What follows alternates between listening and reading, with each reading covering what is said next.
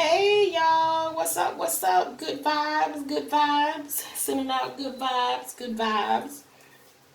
This is and thank y'all for checking it out by the way. This is like day 2, okay, of me talking about my this is day 2 of me talking about my for lack of a better word, spiritual experiences. Yeah, spiritual experiences. And so, while we talk about that, I'm gonna wash my face and do my whole face cleaning routine in the midst of this, so I can do two things at one time. Okay, so here we go.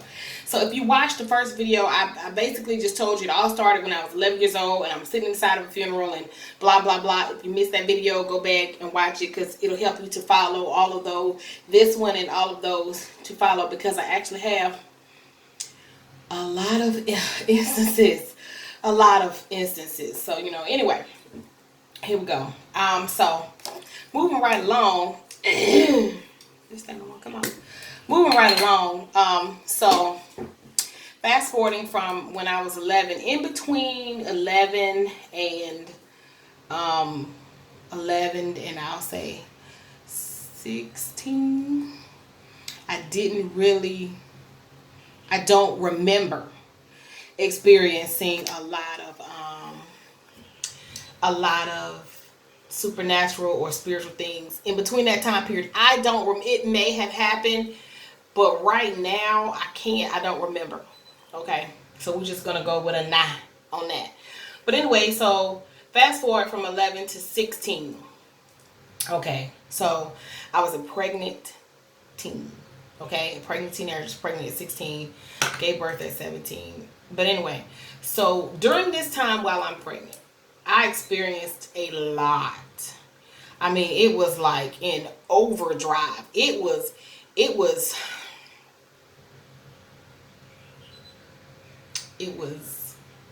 a lot. We're just gonna go with that word. It was a lot, and so here we go. I'm 16. I'm pregnant. I'm living at home with my mom, with my parents, or whatever. And so all of a sudden I start hearing. Okay, um, um, I'm not able to sleep because it's like every time I try to rest. Okay, and this is happening in the bedroom of my house that I'm living in with my mom and my dad whenever he was there. So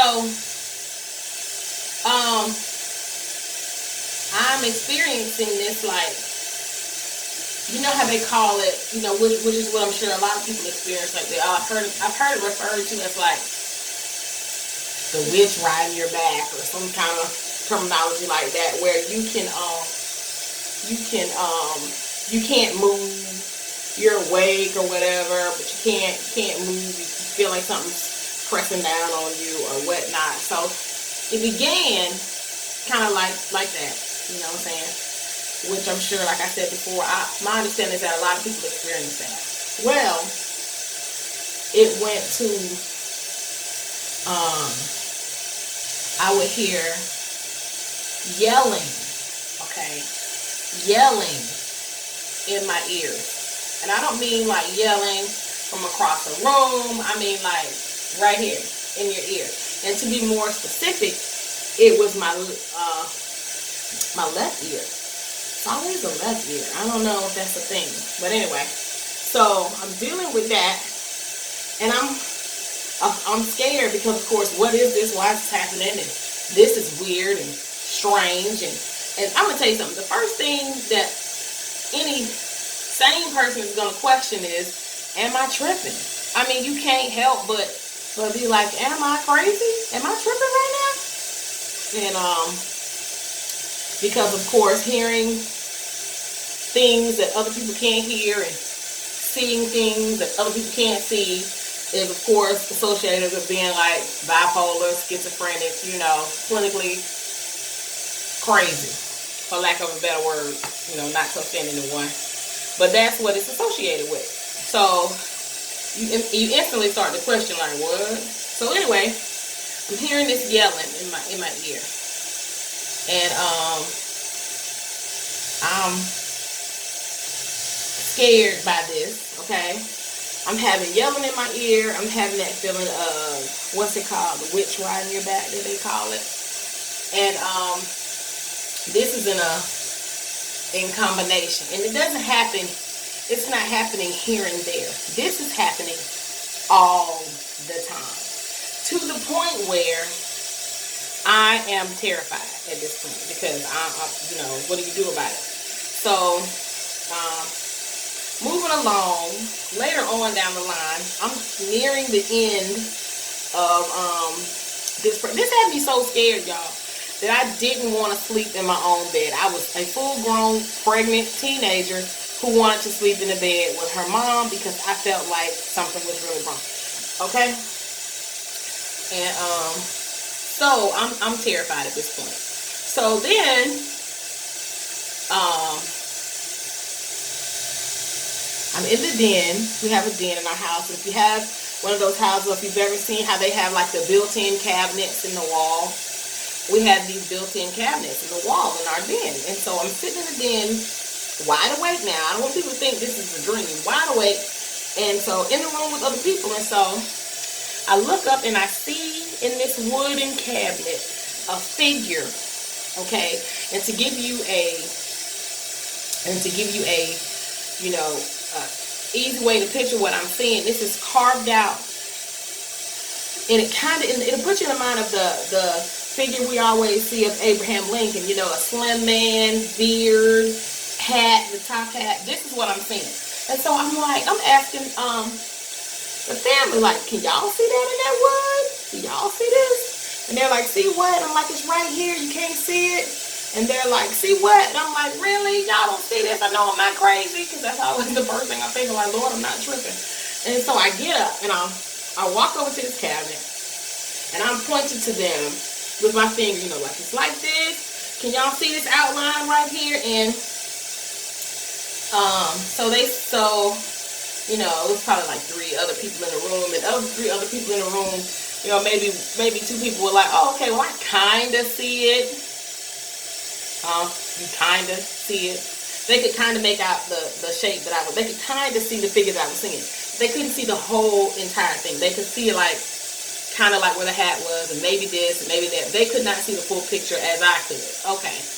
So I was like, that is so weird. I don't understand. That's weird. Kind of like Abraham Lincoln. Okay. So that's that day. And so moving right along, this continues on my entire pregnancy. Okay. The figure that I saw in this wood never went away. I could always see it there in that wood, in that spot. No one else, to my knowledge, ever came along and could see the entire thing as I could. Okay? To my knowledge, no one else ever came along that could see it. So, anyway. So now, fast forwarding, I've had this baby. Came home, had this baby, and I'm laying in my room, in my bed, on my stomach. Beside me, beside my twin bed, is this baby carrier with the baby in it, and I am sleeping. And this kid is up. So I prop a bottle up, which is what they tell you do not do. I prop this bottle up in her mouth because I'm tired and she's hungry. So we having to work together, right? And so I prop this bottle up and I just want to go to sleep. So I'm laying on my stomach. I'm sleepy. I'm looking at this kid. I prop the bottle up. Now,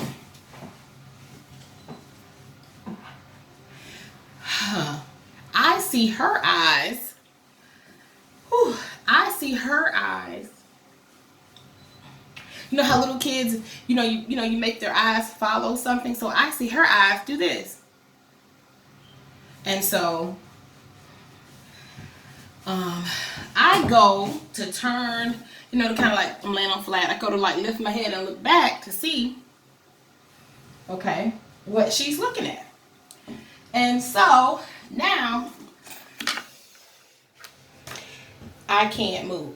It's that witch riding your back feeling where, you know, you can't move. And so now suddenly I'm experiencing this. However, at the corner of my eye, I see something up high, like the ceiling high, and it's black. Okay. And so I'm feeling something on me, like this witch riding thing that people talk about.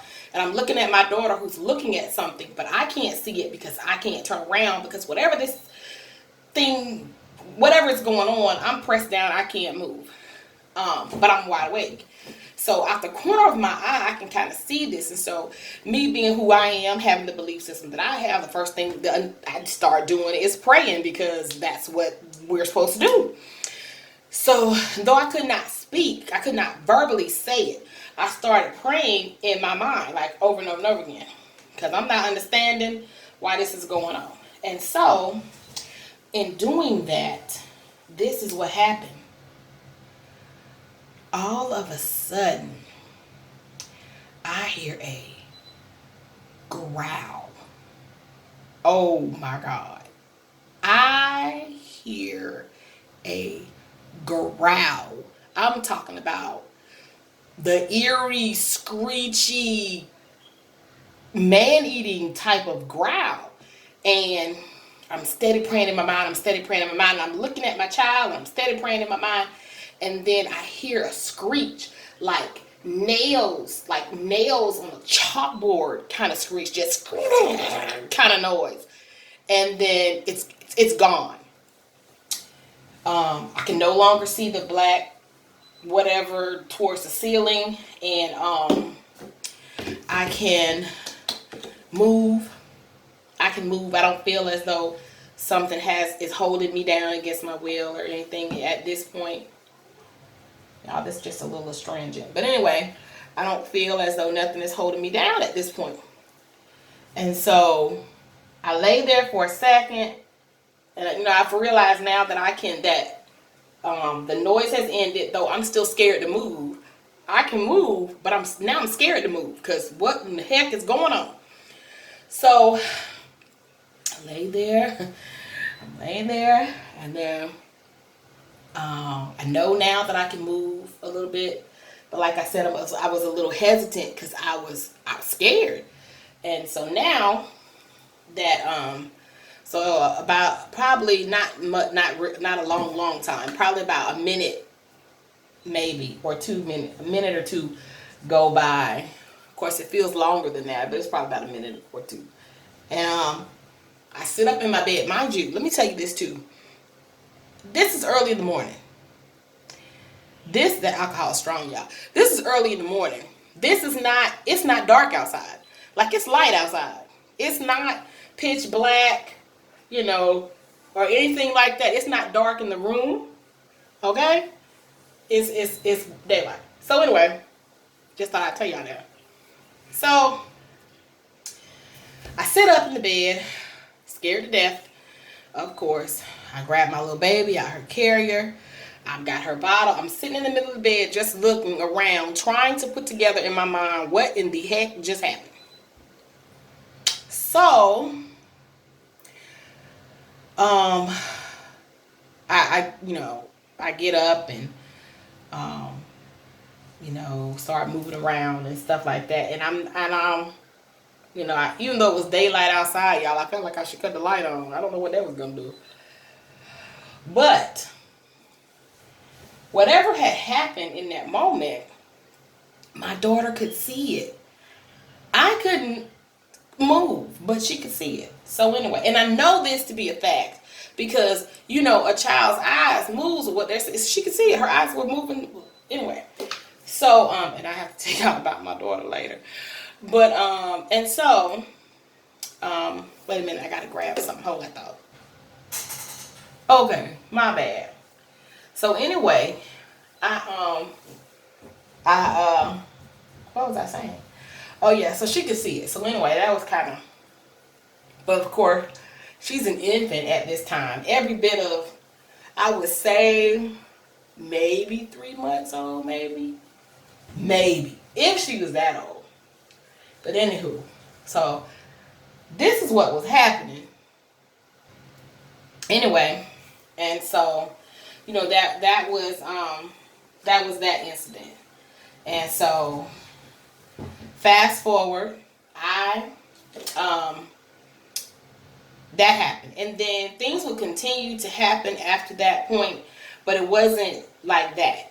Things would continue to happen. I would continue to see things in my peripheral. You know, I can't say what it was. I can't call it out. It was shaped like this or that, but I would see glimpses of things in my peripheral vision, right? And so, fast forward some more, I married my child's father, and we left and we moved to Fort Bragg, North Carolina. We didn't live on base. We actually bought a little house there, in North Carolina, in Fayetteville. We didn't actually live on the base. And so now I'm in this house. It's me, it's my daughter, excuse me, it's my husband, and we are, living life as we do. So, at first you would think, okay, what most people would assume, like, is this place that I'm in haunted because, this is happening to me, and I was at home in my parents' house. And so now I'm not in my parents' house anymore. And so, maybe it was the house or something. Okay. Yeah, no. This is when I kind of started to think maybe it wasn't the structure, that it was me for some odd reason. I don't know. And I still could have that wrong, but we'll get into that later. So anyway, we're living in this house.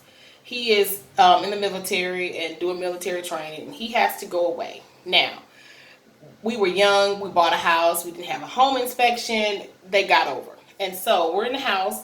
It's an old house, very cute little house, but old house. And so the house has oil heat. Okay? Yeah, I know. Oil. However, we didn't have that going on. So we ended up using a kerosene heater to keep the house warm in the wintertime, until we were able to do something else.